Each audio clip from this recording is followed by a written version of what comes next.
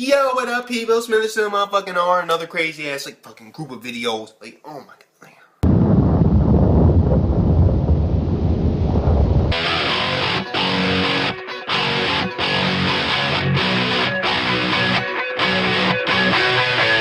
Anyway, look. Log Horizon, guys. Yo, Log Horizon. Yeah. Episode 11. Yes. I did watch this, but of course, complications. Watch my freezing vibration review if you want to know what the fuck happened. Because I'm not saying that shit again. No, fuck that. Just fucking watch the freezing vibration review. It literally came out right before this one, most likely. If it didn't, then fucking wait for it. I don't care. Look. Because YouTube and look.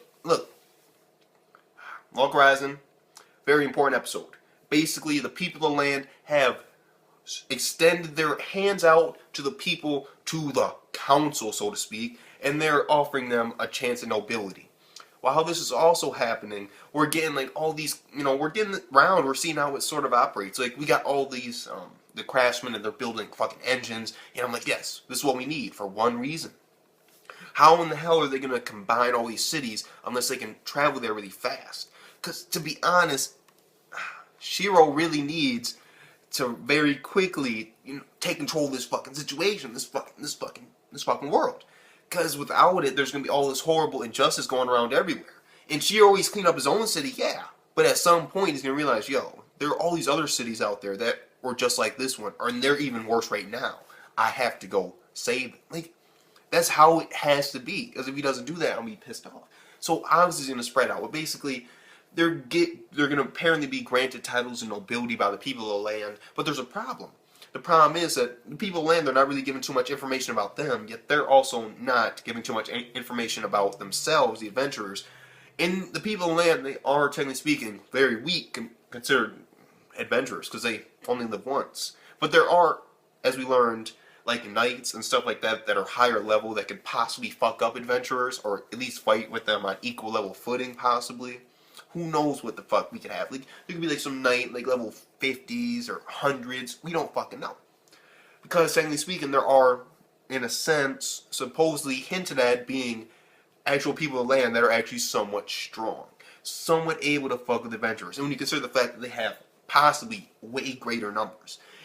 Well, the thing is, though, that most of them are probably really weak, though. Just like regular, like, villagers and stuff, like soldiers, so. When you compare, like, war would be the absolute worst thing, because the people in land would obviously in the end lose. Like, there is no way. But the problem is, like, they're trying to figure out all this information, yet they're not trying to give too much out. Because the people in land, they can't give out too much information, so it's like this weird stalemate sort of situation going on. But not only that, but we got the whole fact that they're contemplating whether or not they should go or not, but they're going to end up going anyway. But the whole thing about it is, they have to try and stay out of the people of land's business. Because what happens if this kingdom accepts them? But there are obviously most likely going to be other kingdoms, because this is just this one area's kingdom. Or apparently this small area's kingdom of this area. Because it's like broken down like 5 different sections from what we saw on the map. Or possibly 6. I'm trying to remember. Like, there's like one here, and one here, and one here, and one here, and one here. Fucking look. There are sections of it. And they could each have their different kingdoms, like they each have their different cities for adventurers. And so as such, if they possibly join this kingdom, they could possibly end up fighting with people of the land and killing them for this kingdom, which they don't want to do. Because for Shiro, that's like, that's like, what if some fucking angels came down from heaven right now and just started slaughtering your ass? Like, you could kill them, yeah, but they just like fucking respawn and come back down. You're fucking screwed. You kill them, they go back to heaven, they come back down. Or in the sense of hell, like, you kill them, then they go to hell, then they come back to kill you. Like, you're really kind of screwed. It's like fighting Jason Voorhees here. You're fucking screwed. Nigga gonna come back. Just wait for that fucking music, that fucking in the fucking lake, and you're fucking about to see Jason Voorhees. That's how it fucking goes. But look, besides that, they're also holding a small, like, summer training camp, and we got this dude.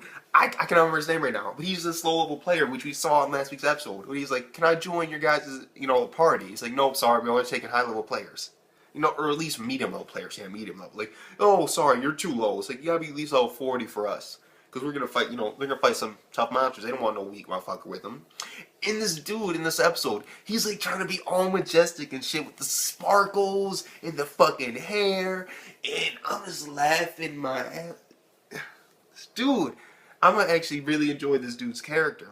And I really do actually hope that he becomes a part of their fucking clan. Because I actually love this dude's like character. He's just like so arrogant and it's like, oh, this water is not cold for me. It's like, you can't swim, can you? Blasphemy. And then you fucking touch the water cold. I'm like, yes, this is what I like. The dude's doing weird shit. And it's just fucking hilarious. He's like a kid. I'm like, oh my god, this is crazy. This dude thinks he's better than everybody. And he's like the weakest nigga there. What the fuck? We have the training camp that started. We also got the fucking samurai and the fucking princess chick, you know, the fucking siblings. Apparently, or they're not siblings. I don't fucking know. It's like, that's still shrouded in mystery because they said they were siblings, but then the fact that they never seen each other's face until they entered the game makes you wonder or question whether they're siblings or if that was a translation error or if I'm misinterpreting something. But either way, these two motherfuckers, they join up with Shiro's crew. Now they're a part of Log Horizon, the clan. And they're at this training camp, which is, you know, basically being held together by, you know, a couple members of, you know, the fighting guilds. A couple of members from those. They're basically going to train them, like the little players. And along with that, we also got fucking, Naotusugu. Yeah, I haven't said this nigga's name in a long ass time, Naotusugu. Yeah, but pretty simple. Akan's issue right now is with Shiro, so he has some good protection. And the fact that, to be honest, I'm hyped. Yo, I'm hyped. For one reason. We got the fact that if you're a cook, you can make things. Keep in mind, you can make things. And you can make food and stuff like that. If you're a crafter, you can build things with your actual hands. Like, they're building technology. They're building a steam engine. This nigga's gonna build a car or a plane or something, which we need. We need something so we can spread out in advanced system. Get the round fucking table controlling this entire area. You know, getting rid of all this fucking violence and sort of making a sort of government or system. Because picture all these other cities where people are bored as shit out their minds or being held down by an oppressive clan. Like, of course, we saw when they went to the other city, which I can't remember the fucking name of. But look, I'm hyped for one reason. I'm wondering what the scribe, what it can do. Because basically, he hinted at something. I'm like, what if they do something with this? Because he said that he has the ability right now, like he drew up a contract and he could sign it. And what that got me thinking of is scribing is basically like, you know, writing. What if he can make contracts with monsters? Or what if he can make, you know, what if his contracts somehow become like completely binding? Like you can't break them. Like if he make a contract rash, there's no way to break it. Or something like that. I want to know exactly what his ability or his use is, because so far all he's been able to do is write a contract, but they brought it up for a reason, and I don't want to say that's all he can fucking do is write a contract, and of course like make maps. I want to say that he can also possibly like make contracts with demons or fucking like, yeah, that would be some epic shit if this nigga like fucking draws a pentagram on the fucking floor and he's like summoning and like, yeah.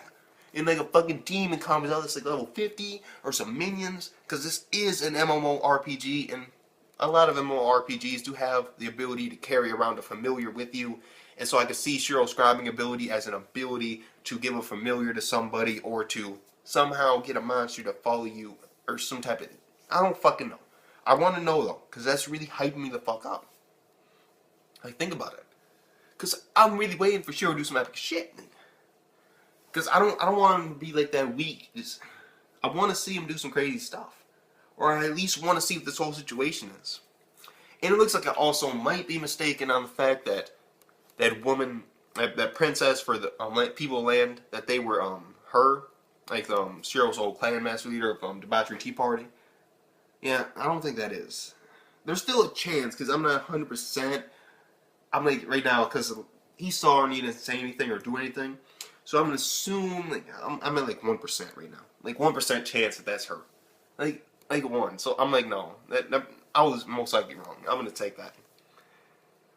But the thing about it is, I'm wondering where she is and what her whole story is. That's why I'm just like, yo, she had the same sort of kind of like hair. I'm like, yeah, that could be her.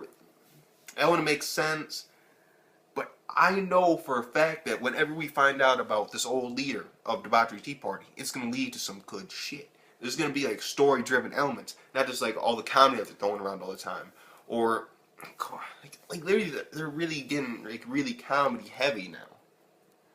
Well, they're at least trying to, because like when the Samurai Kid is there, and it's Akatsuki Natsutugu, and then the princess, the shrine priest girl, and then the fucking Samurai Kid. And I'm like, oh my god.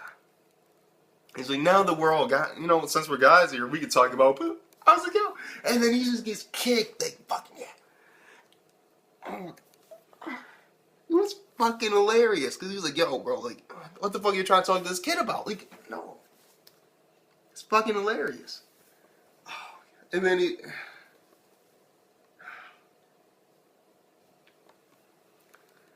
they're really focusing on the comedy, but yeah. Overall, I'll say, you know what? 9 out of 10. I'm gonna say that this was a solid, good episode of Log Horizon.